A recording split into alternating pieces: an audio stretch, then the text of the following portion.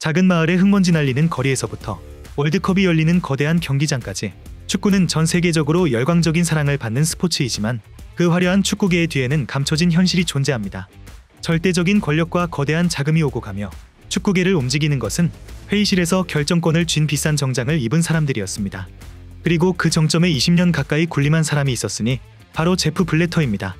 그는 피파를 수십억 달러를 벌어들이는 제국으로 변모시켰으나 그러한 권력에는 필연적으로 큰 부패가 따랐는데 오늘은 제프 블래터의 흑막에 대해 자세히 알아보겠습니다.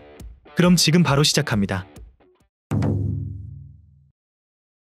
블래터는 피파 회장이 되기 전까지 로잔 대학교에서 경영학과 경제학을 전공하였고 여기서 금융과 행정 업무를 배웠으며 복잡한 권력 구조를 이해하는 법까지 익히게 됩니다. 그는 스포츠에 대한 열정을 가지고 있었지만 경기장에서 뛰는 것보다 스포츠를 관리하는 것이 자신의 강점이라는 사실을 깨닫게 되었죠. 그리하여 그가 스포츠 업계에 처음 발을 들인 곳은 축구가 아니라 아이스하키였습니다. 1960년대에 그는 스위스 아이스하키 연맹에서 일하며 국내 리그 운영을 도우게 되었고 그의 행정적 능력은 곧 스위스 관광청의 주목을 받기 시작하면서 스포츠를 경제 성장의 도구로 활용하는 프로젝트를 추진하게 됩니다. 하지만 이러한 과정도 단순한 경유지였을 뿐 블래터는 더 큰 목표를 가지고 있었는데 바로 세계에서 가장 영향력 있는 스포츠이자 팬층이 두터운 축구 산업에 진입하는 것이었습니다. 그의 목표를 달성할 기회는 1972년에 찾아왔는데 스위스의 시계 제조회사인 론진에 입사하여 스포츠 타이밍 부서에서 일하게 되었고 이 직책을 통해 그는 올림픽을 포함해서 국제 스포츠 이벤트의 운영을 가까이서 지켜보게 됩니다. 하지만 더 중요한 것은 스포츠 행정과 경영의 세계를 경험할 기회가 생겼다는 점인데 론진에서의 업무를 통해 블래터는 글로벌 스포츠 업계의 주요 인사들과 관계를 형성했고 결국 그의 이름은 피파 본부로까지 알려지게 됩니다. 그렇게 서서히 이름을 알리던 찰나에 당시 피파는 기술 이사를 찾고 있는 상황이었는데 이 직책은 대회 운영을 감독하고 축구 개발 프로그램을 조직하며 스포츠의 성장에 따라 늘어나는 상업적인 모든 것을 관리하는 역할이었습니다.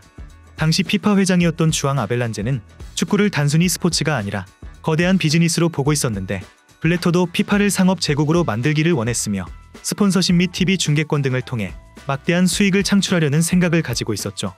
그렇게 블래터는 피파에 입사하게 되었고 입사를 하자마자 여러 가지 일을 진행하면서 자신을 입증하기 시작합니다.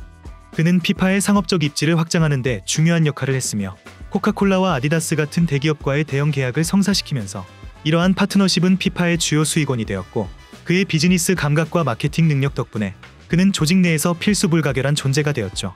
그리고 무엇보다 그는 아벨란제의 충성을 보이며 권력의 중심으로 한 걸음 더 다가가게 됩니다.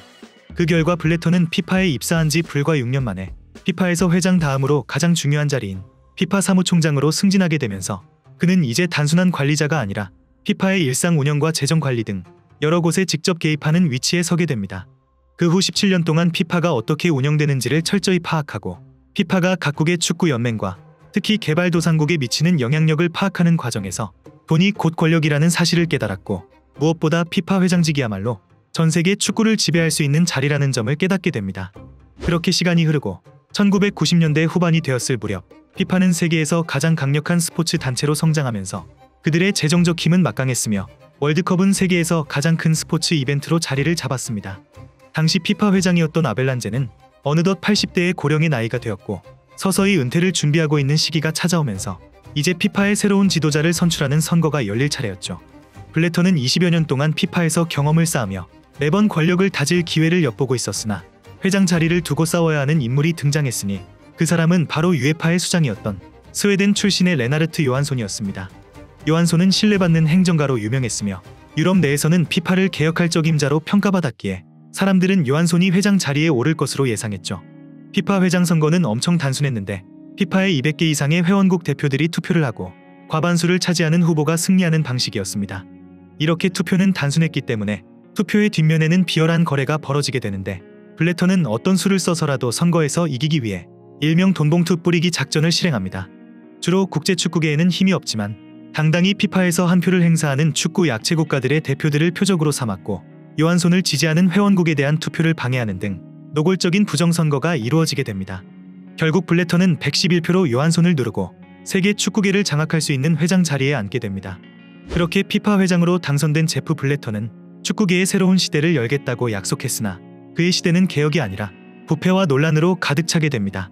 그의 목표는 축구의 발전이 아닌 자신의 권력을 유지하는 것이 최우선 목표였는데 회장 선거 당시에도 선거를 조작하고 자신과 의견이 맞지 않는 반대파를 제거하며 피파 내부의 거대한 부패 네트워크를 구축하였죠.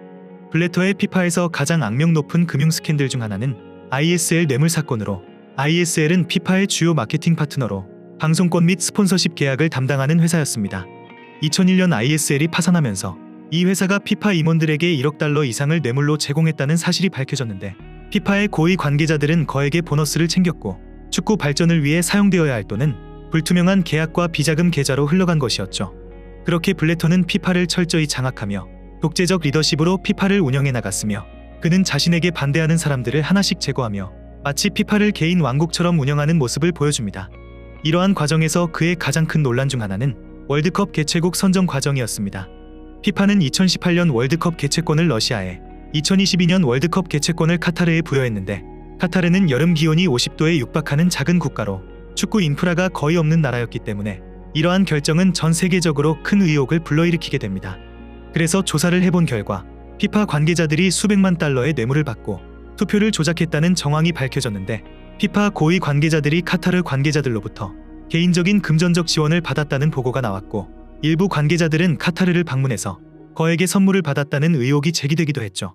그렇게 피파 회장으로 당선이 된 이후부터 블래터는 자기 마음대로 권력을 행사하면서 각계의 비난을 계속해서 받게 되었고, 2010년대에 접어들며 피파에 대한 의혹과 조사들이 점점 심각해지면서 언론과 조사기관들은 피파의 부패를 폭로하기 시작합니다.